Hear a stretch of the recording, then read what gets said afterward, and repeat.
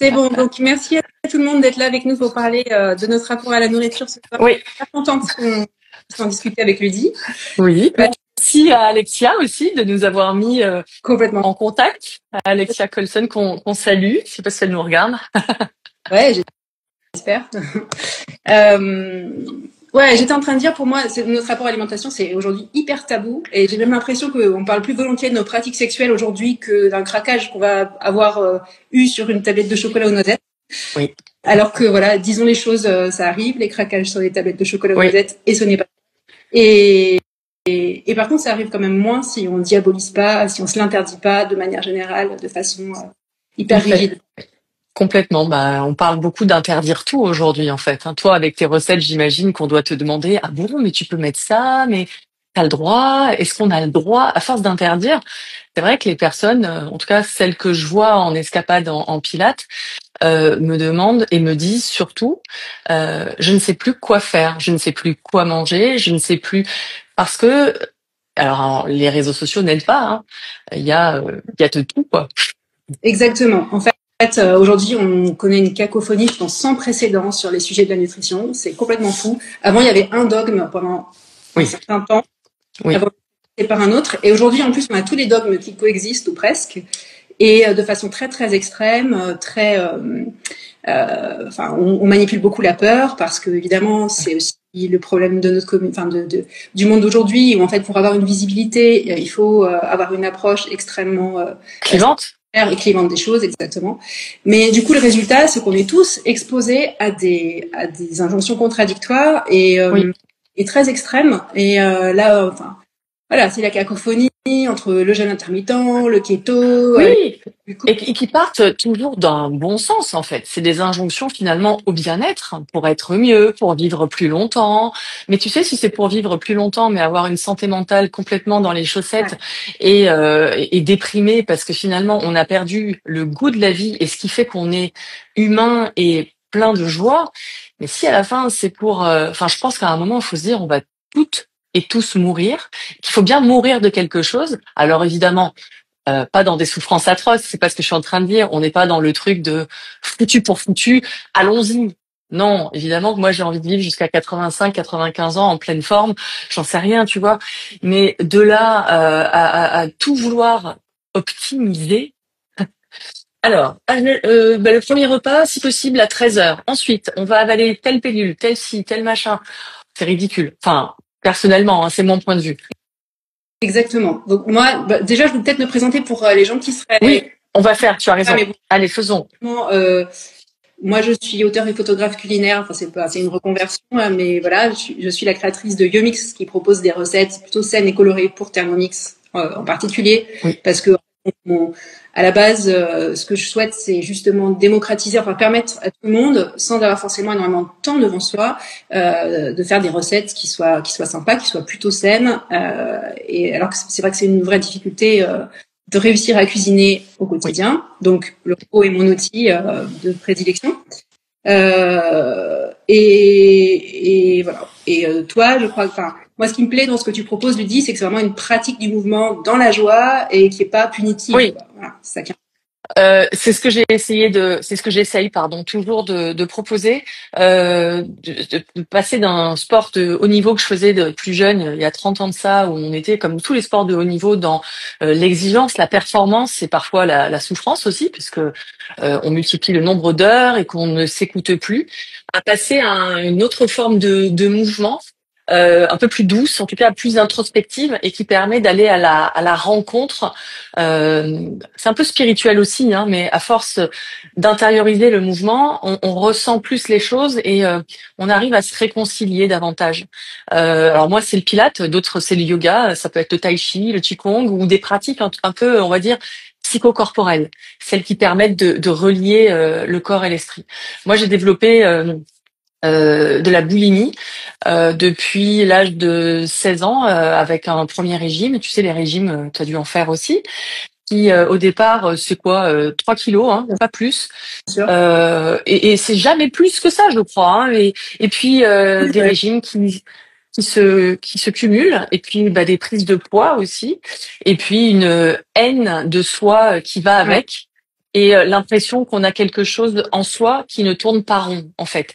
Quelque chose chez nous qui cloche. Et je pensais pas un jour pouvoir en parler avec toi ou quiconque finalement. J'en ai parlé l'année dernière à la télé, avec toi aujourd'hui, alors que j'avais honte.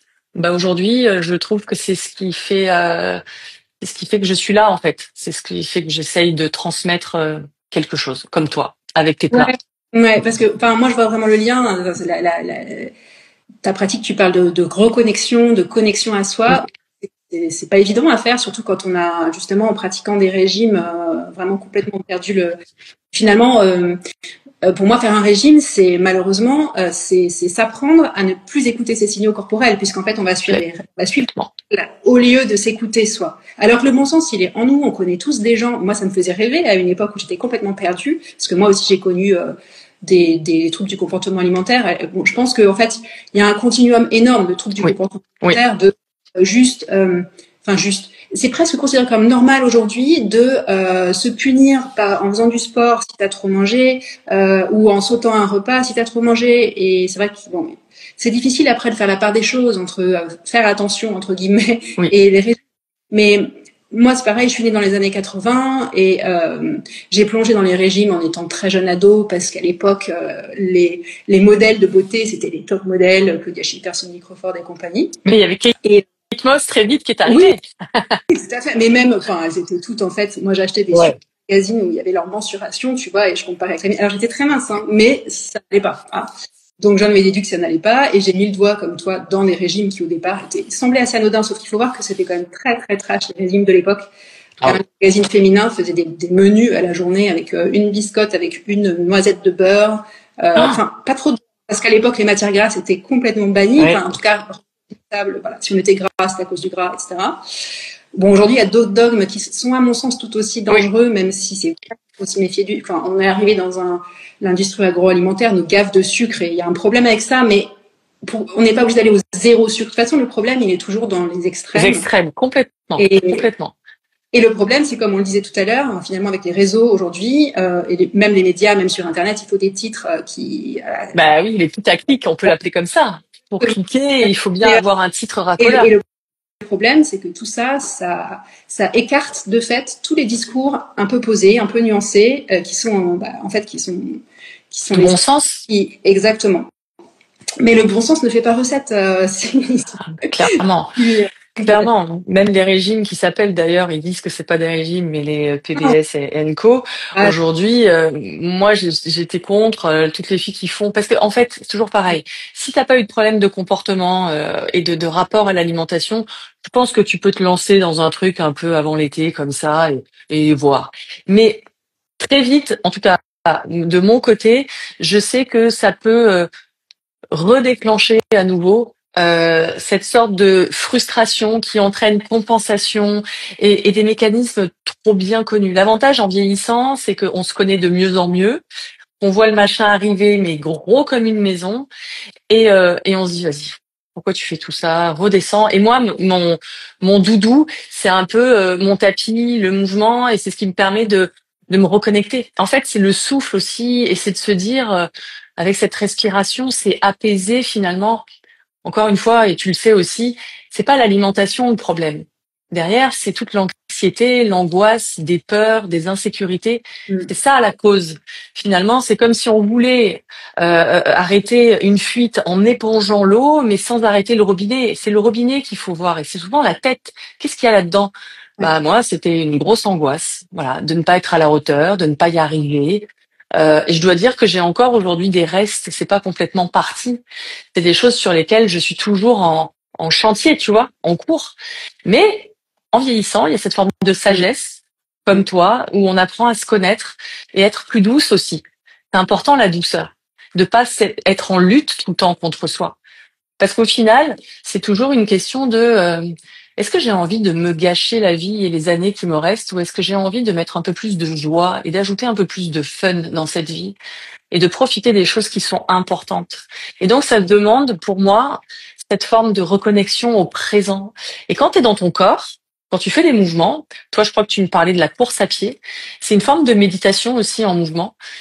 Sauf si t'es en mode, je veux faire des Ironman. Pour moi, ça c'est putain une forme de waouh. Ça c'est chaud parce qu'on va sur de la douleur. Là, pour moi, c'est Non, autre chose, tu vois. en compétition sans aller jusque-là, et rien que là, tu vois, j'ai arrêté parce que j'ai senti que j'étais plus dans le plaisir, j'avais perdu le plaisir de courir.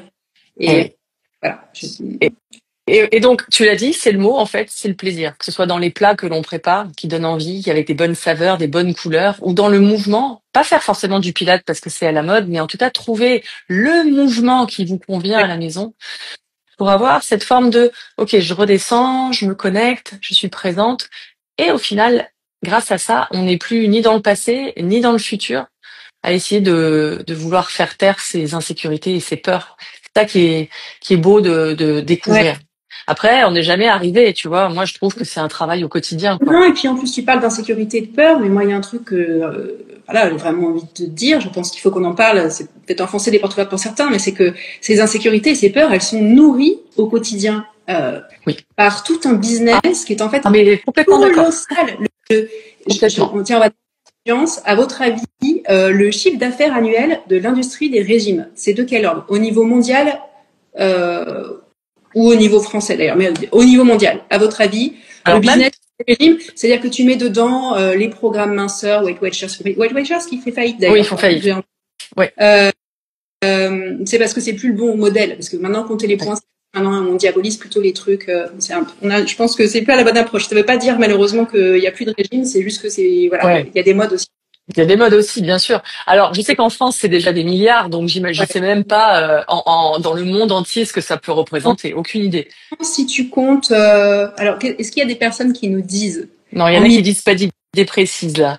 ouais, qui veut faire un guess sur le marché mondial du régime. Je vais vous dire, du coup, si tu prends les programmes de régime commerciaux, les livres de régime, les compléments alimentaires, brûle-graisse et compagnie, dans le marché mondial des régimes, on met aussi tout ce qui est chirurgie bariatrique, Oula.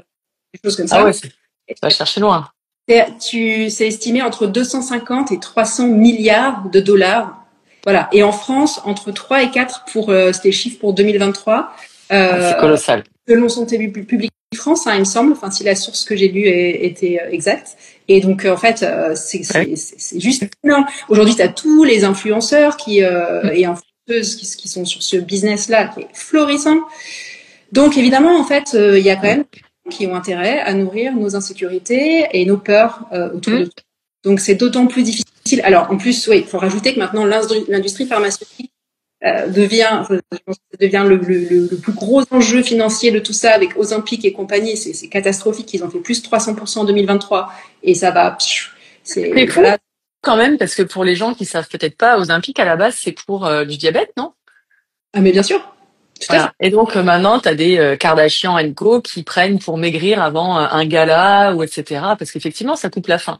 Mais derrière, les risques sont colossaux. C'est ça que je trouve. Il y a un documentaire à voir, je crois que c'est Arte ou je sais plus où est-ce que je l'ai vu, qui fait vraiment vraiment flipper là-dessus, les conséquences. Mais les gens préfèrent maigrir et ne pas penser, ils voient l'effet court terme. Je veux maigrir. Malheureusement, moi, je dois avouer que j'ai été comme ça. Donc, quand j'étais jeune, moi, ça me fait très. Moi, j'étais à un moment donné dans une phase anorexique de mes problèmes, et pour me couper la faim, moi, je fumais en fait. J'ai toujours trouvé ça dégueulasse, mais je fumais. Ah oui. Et je fumais beaucoup.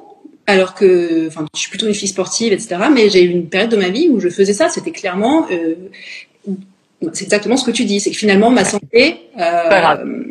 Tu préférais être mince et tant pis. C'était clairement, voilà, quoi qu'il en coûte. Ouais. Ceci dit, ça me fait penser à ce que tu disais sur les pharmacies, mais moi j'ai fait partie de la team qui achetait tous les brûle-graisses, je sais pas si tu te souviens, tous ces trucs qu'on te vendait en pharmacie, et limite tu avais l'impression finalement que tu pouvais manger un peu n'importe quoi, mais derrière tu avais la pilule magique, parce qu'on cherche toujours la pilule magique, qui permettait finalement d'annuler. Voilà. Ouais, c'est ça. Et ça c'est très mauvais pour les reins. Hein. Et aujourd'hui, t'as quand même d'autres choses. Enfin, on va pas te citer de nom, mais il y a quand même des personnes qui ont. Je pense en plus au départ un discours à mon avis, assez vertueux sur la problématique de l'excès de sucre, etc., mais qui dévie dans le business pur avec des capteurs de glucose dont, en fait, si on un peu, par exemple, cette nouvelle mode là, en fait, c'est pas du tout précis. C'est peu précis parce que ça mesure le Ouais, j'ai glucose appris après, moi. Je pensais que c'était bien et ouais, je l'ai non, su en fait, après. ça mesure le glucose dans le liquide intracellulaire et pas dans le sang, ce qui fait qu'en fait, j'écoutais l'autre jour un podcast, c'était un Oui, de l'université de Leeds qui s'exprimait, c'était super intéressant. Et du coup, c'est beaucoup moins précis que si tu mesurais dans le sang. Donc c'est ok pour les diabétiques parce que chez eux, ce qu'on cherche, c'est des grosses variations. De toute bien façon, sûr. malheureusement, ils ont des grosses variations. Par contre, quand tu t'en sers pour monitorer des variations beaucoup plus faibles chez quelqu'un qui a un pancréas qui fonctionne bien et une sensibilité à l'insuline normale, et ben en fait, ça te met sur des fausses pistes en fait. Et t'as des gens qui vont se servir de ça. Donc non seulement en plus il y a un problème de pénurie de capteurs de glucose pour les gens diabétiques. Et qui en ont vraiment besoin.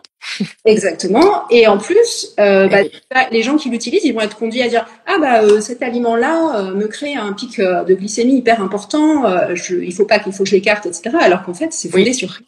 Et du coup, tu te crées des interdits qui vont certainement poser des problèmes parce que c'est vraiment ça qui est hyper important à comprendre. En fait, c'est en fait, le problème des régimes, c'est que, et c'est connu depuis 1945, il y a une première étude qui s'est faite dans le Minnesota, qui est hyper connue dans le domaine, qui explique qui a fait c'est un test qui a été fait sur des militaires, des hommes en parfaite santé, avec un poids stable.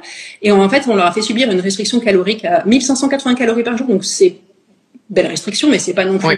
Malheureusement, il y a beaucoup de gens qui comme ça, sans que ça soit considéré extrême. Et en fait, la conclusion, ça a été que, et c'est pas du tout ce qu'ils cherchaient, ils cherchaient des données, il me semble, plutôt de santé, mais la conclusion, ça a été qu'ils se sont rendus compte que ces mecs, ils ont développé des obsessions alimentaires et des troubles alimentaires. Voilà. Parce qu'en fait, ce que j'ai vraiment dit à tout le monde, parce que moi, j'ai longtemps cru que j'avais des problèmes psy, que j'avais une addiction à la nourriture, etc. Et en fait, c'était la simple conséquence des restrictions que je m'imposais. En fait, tu l'as vécu aussi. Quand tu as commencé ton premier régime, à quel âge? Je devais avoir 15 ans. Ouais, comme moi. Parce que tu vois, avant, si tu veux, en plus, tiens-toi bien, je nageais 3-4 heures par jour, donc il n'y avait même pas de sujet. J'étais revenue d'un voyage aux États-Unis où évidemment c'était carnaval pendant un mois à base de sucre, tous les trucs interdits, industriels, transformés. Enfin, quand je dis interdit, à l'époque, moi je me l'interdisais pas. J'avais pris 3 kilos en rentrant. Bon, ok, t'arrives, l'entraîneur te regarde, tu te prends des commentaires, t'es vexé, t'as honte, et là tu comprends, on t'explique dans les régimes qu'il y a des aliments interdits. Là où toi, tu ne faisais pas gaffe. Et c'est à partir de là que tu crées un bordel pas possible là-dedans. Exactement. Parce que là, tu comprends que finalement, j'ai droit non-stop aux haricots, par exemple, pour ne pas les citer. Et les frites et les pâtes, c'est interdit. Alors qu'avant, moi, tu vois, le lundi soir, je me souviens, c'était ravioli le lundi, ça saoulait ma mère de faire à manger. Je rentrais à 22h de l'entraînement, moi j'adorais. Et après, non, pendant le régime, j'avais plus droit. Donc après, qu'est-ce qui se passe? Tu les kiffes, tu les rêves, tous ces trucs interdits. Tu les rêves. Et donc, non mais c'est fou. Moi, quand j'étais en période de régime, je me souviens avoir rêvé que je faisais à la boulangerie, et même du soulagement que j'ai ressenti quand je me suis en me réveillant que ce n'était qu'un rêve, et j'étais tellement angoissée d'avoir fait ça. Et c'est fou. Mais justement, ça fait des messages que, en fait, notre cerveau, quand on se met en restriction calorique, et en fait, la restriction calorique, même quand on fait plus des régimes hypocaloriques, c'est quand même souvent la résultante de l'éviction de certains aliments et tout. C'est qu'en fait, pourquoi on quand même généralement parce qu'en restreignant l'éventail d'aliments qu'on s'autorise, et ben en fait, ou la fenêtre avec les jeunes intermittents et tout, la fenêtre d'alimentation, on réduit les calories. Et donc, si tu réduis les calories en dessous de tes besoins, ton cerveau, dont la mission première est quand même d'assurer ta survie. La survie, exactement. Des sonnettes d'alarme. Et donc, en fait, ça fonctionne bien, il va t'empêcher de faire chuter tes apports caloriques. Et s'il le faut, il va se dire, purée, il faut que je lui fasse comprendre que se nourrir, s'alimenter, là, c'est une priorité. Et tu vas te retrouver avec des pensées obsessionnelles qui rendent le truc. Exactement. Et au-delà de dépenser, pour les personnes qui viennent me voir en me demandant est-ce que le Pilates va me faire mincir, par exemple. Donc moi, je suis toujours un peu désarmée face à ça parce que j'ai envie de dire, vous savez, le sport ne fait pas mincir. Le sport va réduire l'anxiété, le stress, va produire des hormones, du plaisir, de l'endorphine, de la sérotonine. dopamine, etc. Et à partir de là, en réduisant le stress, tu te doutes bien que derrière, il va y avoir un effet positif et peut-être une perte de poids. Mais c'est pas dans ce sens-là. Mais quand tu disais très justement, le corps est bien fait, il va bloquer ce métabolisme et empêcher le corps de perdre davantage de l'énergie et des calories. Qu'est-ce qui va se passer? En priorité, il va aller taper dans le muscle. Oui. Et il va garder le gras au cas où. Donc, tu tapes le muscle, génial, c'est juste tout ce qu'on veut éviter. Et puis, et alors surtout, moi, j'ai beaucoup de femmes entre 35 et 55 et même plus entre 45 et 55. Donc, autour de la périménopause et ménopause. Là où on est dans la phase sarcopénie, donc fonte musculaire. C'est tout ce que l'on veut éviter. Tout ce qui est manger moins, bouger plus, par pitié, oubliez-nous avec ça. Pourquoi? C'est pas une question de manger moins, c'est une question de manger mieux. Et donc, pour ça, il nous faut un apport en protéines essentiel. Il faut arrêter de dire, maintenant, je mange une fois, comme Carla Bruni, ou 2 fois par jour maximum, parce que, du coup, on a l'impression que en mangeant beaucoup moins, on va maigrir. Non, il faut manger des protéines surtout. Il faut manger animal si possible. Après, évidemment, on fait attention parce qu'on peut avoir évidemment des convictions et je suis pas en train de lutter là-dessus. Oui, en plus, on peut avoir un apport en protéines correct en étant vegan, c'est juste que c'est plus difficile et il faut il faut des apports aussi parce que ton muscle ne se construit pas de la même façon. Ouais. Mais en attendant, si je suis dans une logique de fabriquer du muscle et d'être dans le logique plus et d'arrêter de faire moins, donc perdre du gras, perdre, toujours, répétissez. Non, la logique, c'est au contraire, c'est je veux prendre de la place, je veux prendre du muscle. Et pour prendre du muscle, je dois faire du sport, je dois manger mieux. Et parfois, on mange même plus. Et oui, ça arrive. Bien sûr. Quand tu manges, alors après, le problème aussi, c'est que j'ai l'impression qu'on a beaucoup de gens ont perdu l'habitude de manger des crudités, tu vois, des légumes, des choses comme ça, qui des fibres remplissent ton assiette. Ouais. Au niveau nutritionnel, c'est un trésor parce que c'est des fibres et justement, c'est vraiment, je pense, les protéines. Finalement, je pense que dans une alimentation occidentale de base, on n'en manque pas en général. Oui. Mais par contre, fibres. Mais attention aux discours qu'on a. Les discours, en général, c'est non, il faut manger des légumes, éviter ci, éviter là. Tu sais, dans une logique d'éviction. C'est ça qu'il faut. Mais alors que moi, je pense que l'important, c'est vraiment de se focaliser sur ce qu'on va ajouter à nos plutôt que ce qu'on va enlever. Oui. Et dans ce qu'il faut ajouter, franchement, et qui résout quand même souvent beaucoup de problèmes, notamment quand on a un peu perdu les notions de satiété et tout ça, c'est quand même de se dire, je vais rajouter des éléments végétaux, je vais rajouter quelques aliments. Je vais rajouter plus de salade, plus de crudités, un peu plus de légumes. Et tes épices, et beaucoup d'épices qui donnent vraiment, ça c'est génial en fait. T'as l'impression de revivre. Ça donne du peps, de la couleur, et puis c'est bon. Ouais. D'un point de vue des phytonutriments, il y a plein de choses hyper précieuses dedans, et ça fait partie du plaisir aussi d'un truc un peu cuisiné, etc. Mais pour ça, c'est vrai que ça demande quand même aussi un petit peu de temps, parce que si tu te reposes sur ce que propose l'industrie agroalimentaire, c'est quand même rarement top. D'où d'ailleurs, moi, ce que j'essaie de faire, c'est de proposer... Oui, parce que tes recettes, finalement, tu mets combien de temps en moyenne si je suis vraiment pressée, est-ce que tu as des recettes en 10-15 minutes 10-15 minutes, honnêtement, si tu cuisines des légumes, ne serait-ce que si tu devais les éplucher, etc. C'est ça. Je mets un point d'honneur. 30. Je mets un point d'honneur à donner des indications de temps qui sont réalistes. Oui. Et pas les trucs, genre, tu sais, le temps de préparation de ta recette, il prend pas en compte la préparation des légumes. Tu vas avoir. Oui. Non, on est d'accord.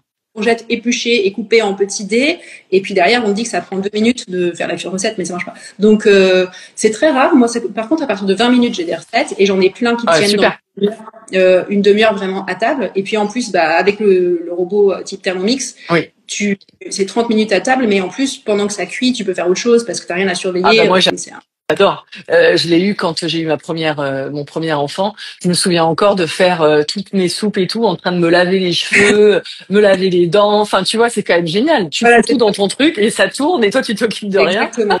Pour le multi, et quand tu es une femme maman, tu cumules 12 casquettes, c'est super. Oui.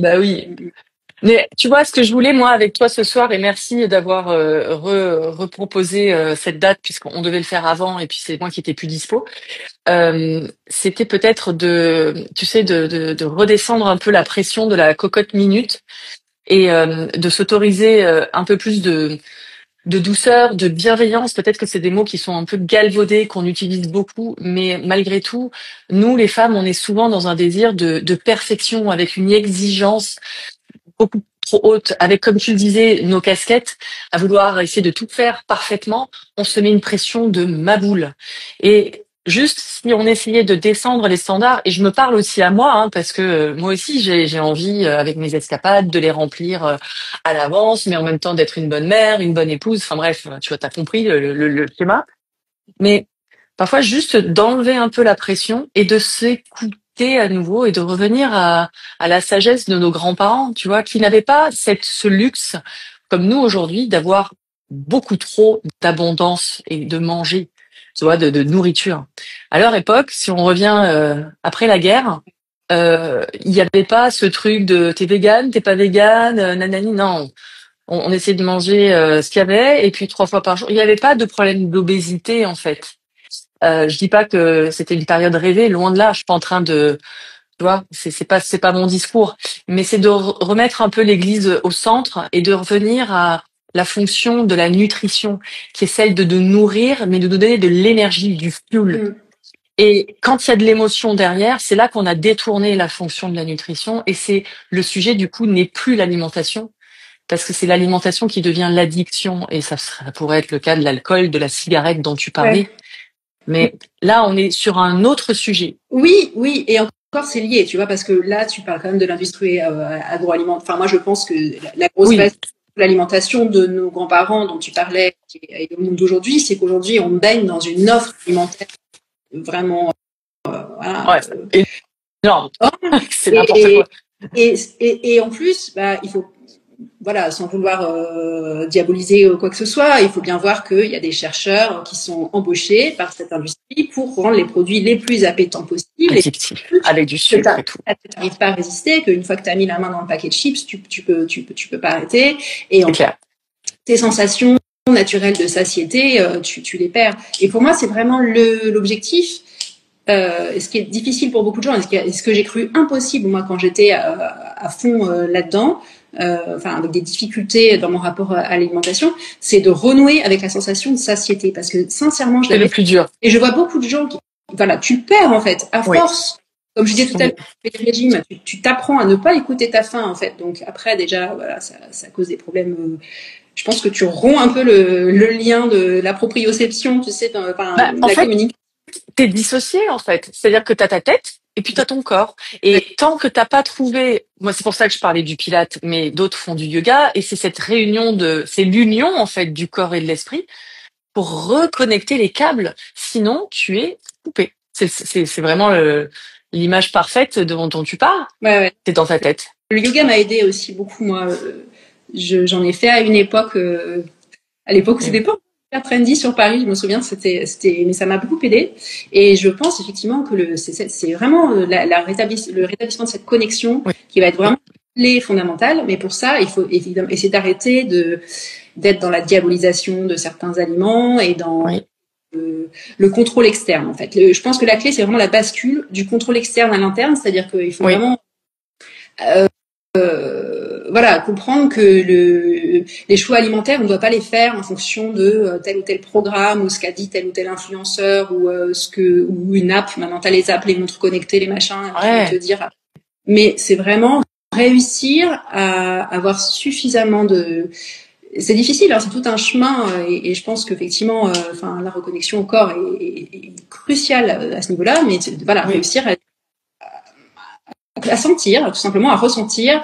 Est-ce que j'ai faim, est-ce que j'ai pas faim, ou enfin c'est pas forcément la faim d'ailleurs. Tu vas faire ton choix. Si tu fais ton choix de façon, enfin sans être dans le contrôle externe mais dans le contrôle interne, tu peux aussi avoir un objectif de plaisir ou de, je veux dire, c'est pas interdit non plus de se dire bah là j'ai envie d'un cookie parce que j'adore ça et ça va me faire du bien. Oui. Euh, En fait, c'est réintroduire le plaisir, sinon tout ça n'a plus de sens, en fait. c'est ça. Tu vois, là, j'ai fait pendant ça faisait 10 ans que je voulais faire un jeûne et puis je me l'interdisais parce que j'avais peur. J'ai fait un faux jeûne. J'ai fait une monodiète de légumes. L'objectif pour moi, c'était déjà de tester, parce que j'écris un autre livre pour l'année prochaine, est-ce qu'il y avait une fonte musculaire ou pas. Et moi, j'ai fait une monodiète de légumes. Bon, écoute, ça m'a fait exactement ce que j'espérais, un reset, mais plutôt global, pas que du corps où évidemment bah, tu perds du poids, surtout de l'eau, tu perds pas de muscles, tu perds du gras et surtout au-delà de moi je voulais pas perdre de muscles et donc c'était un peu en mode test, tu sais. Mhm. Je voulais voir quels étaient les effets sur moi et surtout aussi les effets sur mon esprit et voir si j'étais capable après toutes ces années de lutte contre moi de voir si il y avait des compulsions derrière qui revenaient, Ouais. si cette obsession. Alors déjà, je suis tombée dans un groupe génial. On a fait que rigoler. On a parlé de bouffe toute la semaine, de ce qu'on allait. Enfin, tu vois, c'était très drôle. Et surtout, on a continué à s'écrire. Et on a vu sur la reprise, parce que c'est ça le plus difficile, c'est la reprise, la vie après de tous les jours. Comment ça se passe? Donc évidemment, il faut y aller en douceur mais on a pu réintégrer tous nos petits trucs de plaisir sans avoir cette culpabilité associée et cette envie de compenser si jamais il y a trop un écart, tu vois. Parce que là, par exemple, ce midi, on était chez des amis et évidemment que j'ai pas du tout respecté mes trucs de la semaine où j'essaye quand même, tu vois, toujours de pas, évidemment, la vie c'est pas se lâcher, bouffer des cheesecakes tous les midis, tu vois. Oui. Mais Mm. c'est juste, bah c'est la vie aussi qui est comme ça, tu vois. À un moment, on peut pas s'étonner. Il faut quand même avoir. Bon, Ouais. ce soir, est-ce que j'ai faim? Je m'écoute. Bah non, j'ai pas faim. Ah, mais normalement, il faut quand même faire tous les repas. Bah ouais, mais si j'ai pas faim, je mange pas. Et c'est ce que tu disais tout à l'heure. Retrouver les sensations du corps. Est-ce que j'ai faim là ou est-ce que j'ai faim vraiment ici, dans le ventre? Ouais. Et ça, pour s'en rendre compte, il faut quand même aller questionner. Parce que à un moment donné, tu coupes. Moi, à un moment, pareil, je ne mangeais plus. Puis après, je mangeais trop. Et tu vois, il n'y avait pas le juste milieu. Et en fait, c'est ça la voie du Tao, que tu connais peut-être. La voie, en fait, de la sagesse orientale. C'est la voie du milieu. C'est ni trop peu, ni en excès. C'est cet équilibre. Mais ça, j'ai envie de te dire, ça vient pas comme ça. Il n'y a pas de programme en 30 jours, il n'y a pas de programme miracle, il n'y a pas un bouton sur lequel, tiens, je vais avoir une pilule magique à la Ozempic style. Non, en fait, ça demande un engagement envers soi, en fait, de se respecter. Et je trouve que ça, ben, c'est un beau cadeau, en fait. Ouais. Moi, si j'avais pas eu cette forme de boulimie, en fait, il y aurait pas eu tout ce que j'ai créé et tout ce que je fais aujourd'hui, en fait. Donc, en fait, mine de rien, je remercie cette expérience en fait. C'est ça qui me permet aujourd'hui d'être authentique et sincère et d'en parler avec aujourd'hui le plus d'authenticité sans avoir honte. J'aurais pas Ouais. pu en parler il y a 10 ou 15 ans de ça. Moi, je pense que de toute façon, c'est un chemin que Oui, beaucoup de personnes comprendront et dans lequel beaucoup se reconnaîtront. Mais là, tu as mis le doigt sur un truc qui est hyper important à un moment donné, c'est que il faut réussir à faire la différence entre le soin de soi, en fait, le fait de prendre soin de soi et les restrictions. Se dire que, enfin, refuser les restrictions, c'est pas non plus le laisser aller. Il s'agit pas non plus, c'est vraiment hyper important, je pense, de le préciser. Je pense que ni toi ni moi, on a envie enfin, le message, ça n'est pas les chips, c'est bah mal, oui. mais ni non plus, c'est Allez-y, gavez-vous. voilà, l'important, oui, enfin, voilà, la qualité alimentaire compte. L'alimentation, ça reste un élément clé de la santé, vraiment énorme.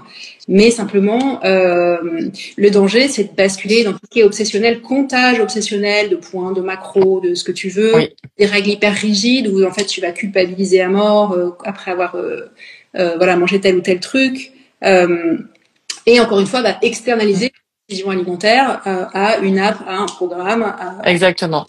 Après, je pense que pour certaines, ça peut aider au début, si c'est pas tout le temps. Je pense que pour avoir une bonne vision, tu vois, j'en parlais la dernière fois avec un ami qui a une société de compléments alimentaires et lui, il est focus vraiment sur l'alimentation en premier, l'hygiène de vie, on va dire, le sommeil, toutes ces choses Tu vois, le sommeil, c'est hyper important aussi sur la prise de poids. Si tu dors pas correctement et si tu dors pas même les heures avant minuit, c'est dur pour moi de me coucher avant minuit, mais j'essaye au maximum. Derrière, ton alimentation, elle est détraquée. Et tu vois, il me disait la dernière fois, trop de gens pensent qu'ils mangent suffisamment on parlait des protéines justement pour fabriquer du muscle. Et il y avait une application qui permettait au moins d'avoir une vision de ce que ça représentait vraiment. Et surtout pour les femmes qui comprennent qu'elles en mangeaient pas suffisamment. Mais, il m'expliquait bien de ne pas faire ça à chaque fois, comme se peser tous les jours, comme faire 10 000 pas tous les jours, cette volonté de tout traquer, de tout optimiser, avec cette société de la performance, c'est fatigant et ça conduit au burn-out en fait. Est-ce que, moi je serais curieuse de savoir parmi les gens qui nous regardent, qui utilise une montre connectée, une app avec où on traque ce qu'on mange, des trucs comme ça. Je sais pas, moi, c'est quelque chose que finalement j'ai compris que c'était pas bon pour moi, ce genre de contrôle, tout ça existe. Mais je me demande quel est le... Moi, tu vois, par exemple, si je réponds à ta question, j'en ai une de montre connectée. Je trouve ça débile à force parce qu'on a tous la même. Je me dis, mais on vit comme les téléphones. On a toutes les mêmes téléphones, les mêmes montres, les mêmes tout. Tu vois, enfin bref. Et en fait, je ne m'en sers pas du tout. Elle est même pas reliée. Elle me permet juste, parce que je vois plus rien maintenant. Enfin, je vois, mais bon, de voir l'heure un peu loin. Mais sinon, je m'en sers pas. Est-ce qu'il y en a il y en a qui utilisent, d'autres? Rien. Ouais. Bon. Pas de montre. Bon. Et une autre question dans le même genre, est-ce que, là je pense qu'il va y avoir beaucoup plus de réponses positives, est-ce que les gens peuvent nous donner un exemple d'aliment qui diabolisé en fait, que parfois, en plus c'est ancien, moi je sais pas si tu l'as vécu comme ça, mais moi ce que j'ai fini par remarquer, c'est que à force d'avoir fait plein de régimes, alors je disais j'ai commencé dans les années 90 avec des trucs fat free, machin, oui. Mais après, bon, ça a beaucoup évolué dans le domaine, donc j'avais rajouté des couches et des couches, mais je m'étais rendu compte que c'était comme si c'était des strates qui s'accumulaient et que quand il y a un aliment que tu as mis dans la case super mauvais, souvent il y reste. Et du coup, tu empiles. Ah oui, c'est vrai, t'as raison. Voilà. Et au bout d'un moment, ça devient terminé, quoi. Voilà. Tu vois, là, je viens de voir passer le Nutella. Moi, par exemple, à l'époque où je m'entraînais sans compter et c'était OK, je me tartinais une demi-baguette de Nutella et il n'y avait aucun souci, en fait. Dès lors qu'on m'a dit c'était interdit, à partir de ce moment-là, la culpabilité s'en est mêlée. Je mangeais pas ça tous les jours, hein. C'était une fois de temps en temps, tu vois, donc c'était vraiment le plaisir. Après, j'étais même sûre, j'avais même pas besoin de le manger pour que je grossisse, tu vois ce que je veux dire? Ouais. C'était comme si mes pensées prenaient le dessus en disant non, c'est interdit, tu vas grossir. Oui, ça se réalise. Moi, dans mon parcours de rédemption, j'ai étudié l'alimentation intuitive, mais alors vraiment pas la version vraiment dévoyée en fait, pareil par pas mal d'influenceurs et tout. L'alimentation intuitive, c'est pas je mange tout ce qui me fait envie toute la journée dès que je croise un truc, voilà. Et c'était vraiment un truc intéressant, c'est que un aliment, donc en fait, en gros, l'un des préceptes, c'est vraiment arrêter de classifier les aliments bons et mauvais. Oui. Mais en fait, il t'explique que parfois, même quand tu t'autorises, tu manges un aliment, le fait d'avoir de la culpabilité par rapport à ça, et en fait, ça fait le même effet que si tu te l'interdisais. Exactement. C'est plein de trucs intéressants. J'ai vu le sucre, la mayonnaise, donc on est sur des... La friture. Voilà. Plein de choses. Il y en a eu d'autres. Attends, j'essaye de remonter. Le sucre blanc. Alors le sucre, c'est vrai que dernièrement, c'est devenu vraiment le sucre, c'est le truc des, je sais pas, 10 dernières années on a eu tous les régimes zéro sucre. Maintenant, on a ce haro sur les variations de glycémie. Moi, j'ai trouvé au début très, très intéressant la notion d'index glycémique parce que je trouvais qu'on mettait le focus sur la qualité de l'alimentation et pas pas la quantité, mais je me suis rendu compte que même ça, même si c'est une notion qui semble au départ très saine, ça peut poser des problèmes. Et je me suis rendu compte qu'en fait, voilà, parce que bon, je vais pas rentrer dans les détails, mais moi je suis assez j'ai tendance à creuser les trucs, donc à un moment donné je me suis dit mais comment on calcule un index glycémique? Et je me suis rendu compte, c'est un truc de dingue, pour moi je trouve ça fou, en fait l'index glycémique d'un aliment il est calculé non pas sur un certain poids de cet aliment, il est calculé sur une portion d'un aliment qui contient 50 grammes de glucides. Donc en gros, tu compares, par exemple, du coup, la pastèque se retrouve avec un très mauvais index glycémique, mais on compare une quantité de pastèque énorme avec 3 biscuits, tu vois. Ah oui. la même quantité de sucre puisque la pastèque qui est quand même à 95% de l'eau. Mais sauf que les gens, quand tu compulses une table d'index glycémique, qu'est-ce que tu vois? Tu vois que la pastèque limite est un index glycémique plus élevé que le sucre blanc et en gros, tu la diabolises. Il y a eu en plus des informations, genre la carotte. Très longtemps, la carotte cuite était considérée comme, enfin, en tout cas, voilà, il y a des titres très flippants sur le fait que la carotte cuite c'était pire que de Ah bah manger oui, non mais c'est n'importe quoi. euh, Ouais, mais tu vois, en fait, tu finis encore par diaboliser.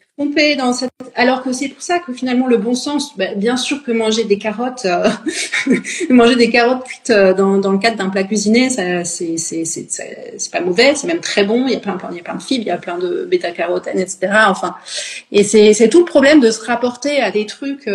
Aujourd'hui, la mode du glucose, le problème c'est que c'est pareil. Si tu suis ton glucose, et ben en fait il y a plein d'aliments qui sont très mauvais pour la santé et qui ne provoquent pas de pic de glucose. Donc en fait, le fait de rapporter déjà se fier à un seul facteur, ça sera toujours erroné. Ouais.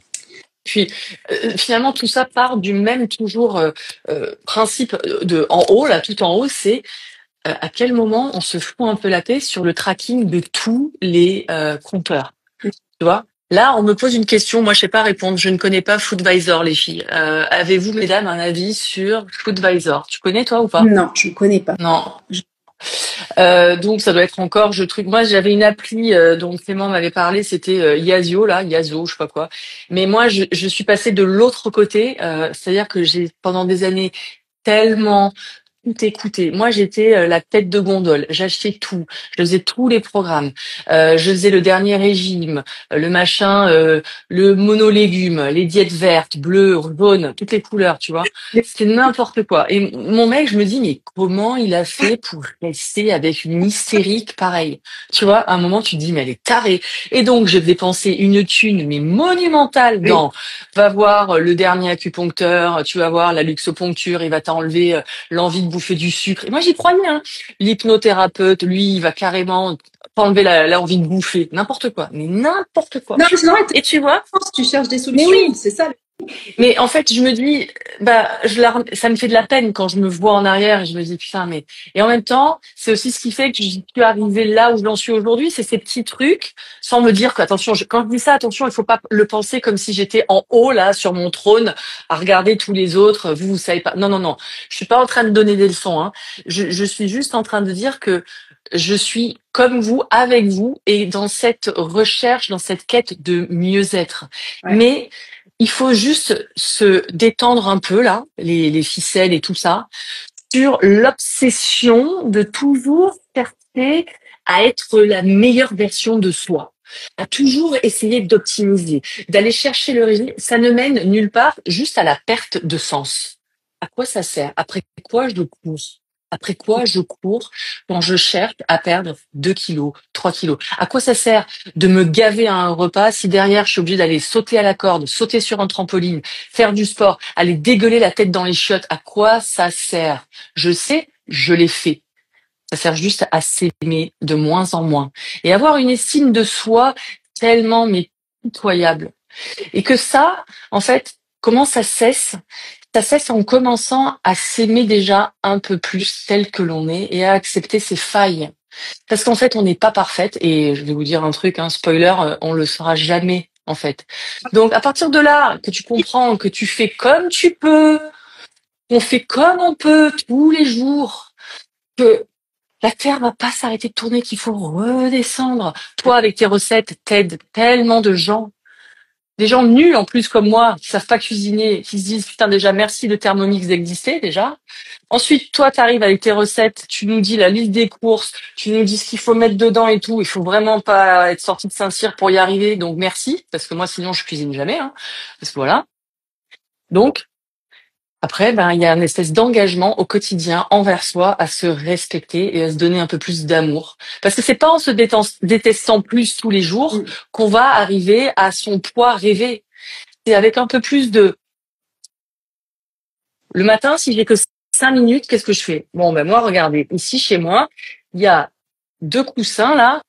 Bon, ça, c'est ma peau de bête. Alors, ça, c'est mes gris-gris. Vous voyez pas, il y a un bordel monstrueux, là, avec tous mes gris-gris et tout ça, parce que voilà, je suis un peu dans les trucs, voilà. Ça, c'est la connexion avec ma grand-mère, c'est un papillon. Et ma grand-mère est plus là, mais je sais elle me guide. Et qu'est-ce que je fais? Eh ben le matin, quand j'ai que 5 minutes, en général j'ai plus moi, mais c'est pour dire aux personnes qui nous regardent que avant même de me jeter sur mon téléphone, de me jeter sur préparer, nanani, nanana, je me lève 5 minutes avant tout le monde, je ferme les yeux, je respire et je me connecte à l'intérieur. J'essaye de respirer grand.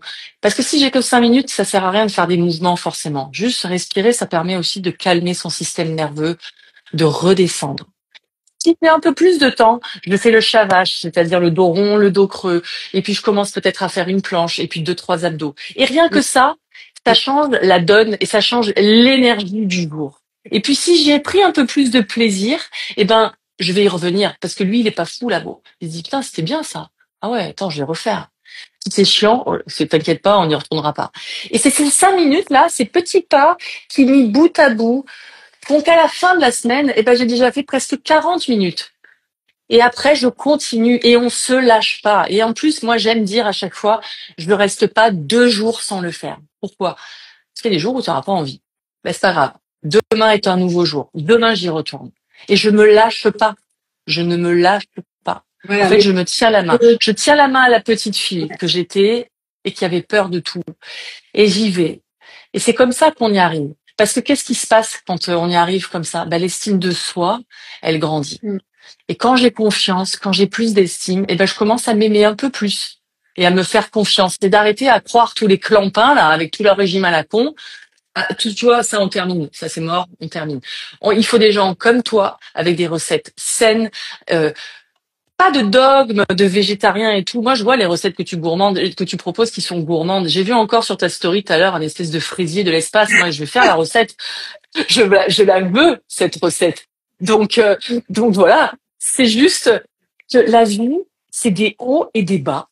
Voilà. Et qu'il y a des jours où je serai en haut, des jours où je serai en bas, et après ça remonte. Allez, on fait juste en sorte, nous, de rediminuer les amplitudes pour essayer que ça soit un peu moins le bordel, mais et c'est s'accorder de la douceur. Franchement, il y a un livre, Entrer en amitié avec soi-même. Lui, je l'ai toujours sur mon hôtel ici. Je relis des passages. Bon, je crois que j'ai à peu près tout surligné là-dedans. Parce que on n'a pas besoin de lire tous les chapitres d'affilée. Là, par exemple, tu vois, je tombe sur le chapitre, c'est marrant de tomber sur ça. C'est la joie. Et puis, il y en a un autre, c'est le lâcher prise. C'est pas des injonctions encore, c'est juste des façons d'y aller petit à petit. Ben, ça fait beaucoup de bien. Ça permet de redescendre la pression et on en a besoin. ouais, Voilà. et sans être dans cette recherche de culpabilité dont tu parlais tout à l'heure, enfin de recherche de perfection, pardon, tu vois. Mais c'est ça. Et alors le problème, encore une fois, c'est qu'aujourd'hui, tout le monde se montre sur les réseaux sous son meilleur jour, et du coup, Bien sûr.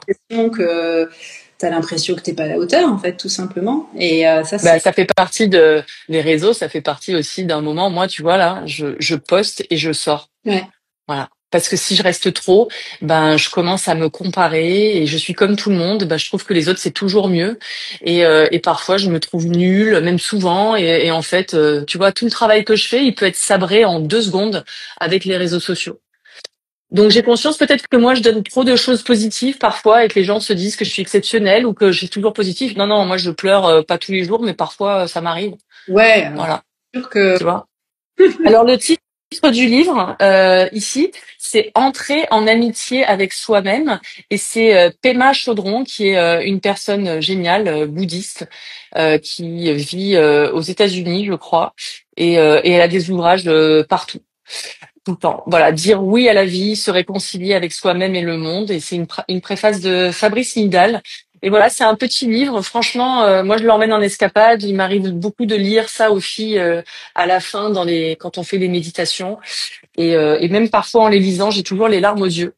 Je trouve que c'est toujours très profond et très sage, et ça fait du bien. Ça remet vraiment le truc au cœur, quoi. ouais. Voilà. Je pense que si on veut faire peut-être un petit focus sur des outils concrets avant de terminer, donc on a, enfin ce type de choses, je pense que c'est hyper Oui.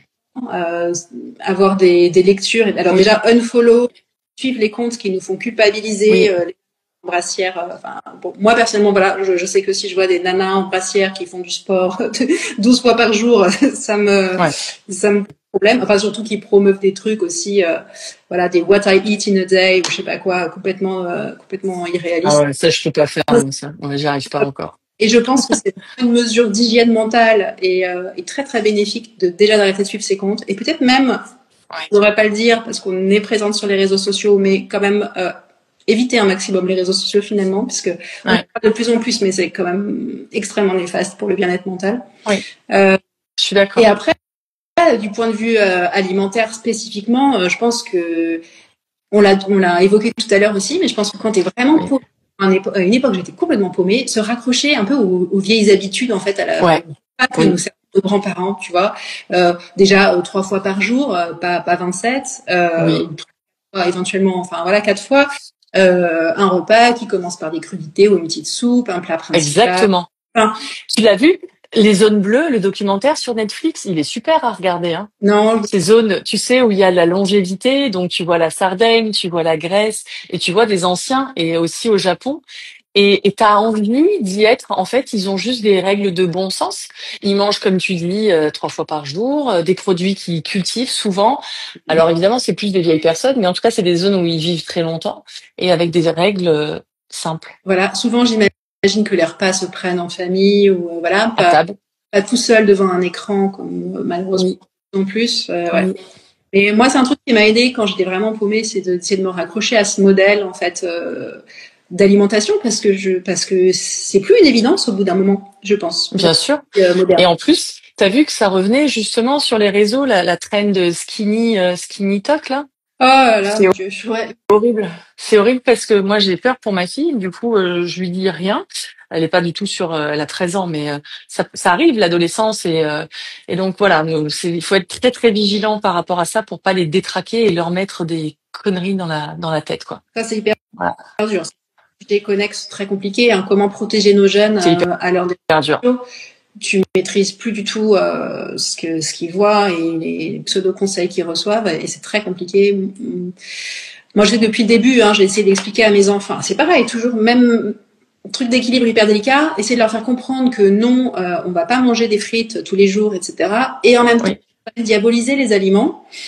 Exactement. Moi aussi, c'est ce que je fais. Moi, je parle d'aliments plaisir. J'évite de dire que c'est de la MERDE ou que de la junk food.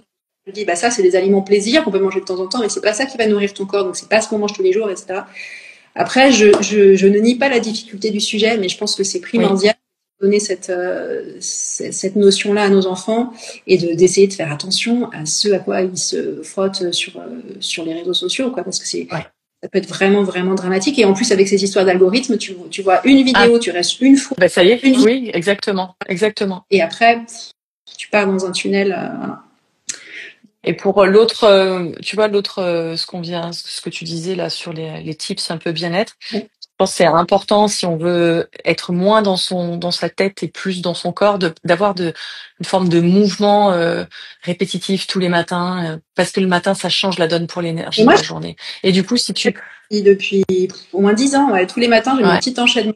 À la base, c'était une salutation au soleil et puis ça a évolué selon, voilà. Mais c'est bien, t'as raison. C'est très court. Et c'est hyper important. Enfin, moi, je sens que ça me fait énormément de bien. Oui. Derrière, quand tu te mets à table, tu n'es pas dans la même énergie, quoi. Et puis, tu es plus présente à toi et du coup, à ce que tu manges et ce qu'il y a dans l'assiette et tu vois les couleurs, tu mastiques. Ça aussi, c'est important, la mastication. Exactement. Parce que tu gobes pas. Moi, à une époque, je gobais et je ne mâchais pas. Alimentation de pleine conscience, etc. Oui. Après, quand on te dit n'avaler que quand c'est devenu liquide, c'est toujours pareil. Oui, alors ça, oui, on est d'accord. Par contre, essayer d'éviter de prendre ses repas sans même penser à ce qu'on est sans même se concentrer sur ses sensations parce qu'on pense à autre chose ou parce qu'on regarde un écran, ça c'est sûr que clairement c'est à éviter. Et puis, je pense qu'un truc hyper important, on parlait tout à l'heure, les gens nous ont confié leurs aliments tabous, les interdisent, et je pense que cet exercice entre guillemets de le consommer. Moi aussi, m'a fait du bien. Il faut le faire. Hein. Et voilà, et tu vois, on comprend que non, il se passe rien et que même si tu as mangé 2 pains au chocolat au petit déjeuner, en vrai, il se passe rien. Ce qui se passe, si t'es pas en mode culpabilité. Voilà, culpabilité, donc foutu pour foutu, je vais faire n'importe quoi toute la journée, je vais me gaver toute la journée. En fait, ce qui se passe, c'est tout simplement que tu as moins faim au déjeuner. Tu une petite salade et ça se compense et voilà. Et le corps est hyper intelligent. En fait, c'est qu'une question aussi de lui faire confiance et d'arrêter d'être là-dedans. Exactement. Mais c'est un travail. C'est pas si facile, hein, sinon il y aurait pas de problème, autant de problèmes. C'est difficile. Mais oui. Si tu comprends que la clé, elle est là, elle est dans réussir à se reconnecter à son corps. Et je pense via le Pilates et via ce que tu proposes, par exemple, ça peut être une excellente option. Eh ben, c'est la clé. Une fois que tu connais cette clé, même si c'est un chemin long et difficile, enfin long et difficile, pas difficile, je dirais, mais c'est long parce que, enfin, en tout cas, c'est commun dans plein de choses dans la vie. Moi, en tout cas, je pensais jamais arriver là où j'en suis aujourd'hui, c'est-à-dire que finalement, je compte rien, je mange tout ce que je veux et mon poids est stable. Et Oui. mais il y a une période de ma vie où les gens que j'observais avoir cette zénitude avec la nourriture, pour moi, c'était un truc inatteignable. Oui. Les gens qui étaient capables de rester au bureau devant la panière de viennoiserie sans en prendre, c'était des saints. Enfin, Oui. et en fait, non. Voilà, aujourd'hui, j'ai la chance de connaître ça, mais je pense vraiment que il faut comprendre aussi que quand tu as un rapport à l'alimentation qui est devenu hyper compliqué, ça va pas. C'est pas parce que tu te dis aujourd'hui, voilà, ça va jamais se faire du jour au lendemain. Et c'est sûr. Dans la vie, c'est pas comme ça, c'est comme ça, voilà. Exactement, ouais, exactement. Mais c'est ça qu'il faut avoir en tête, parce que tu vas encore tomber, mais c'est pas parce que tu tombes que ça y est, c'est fini.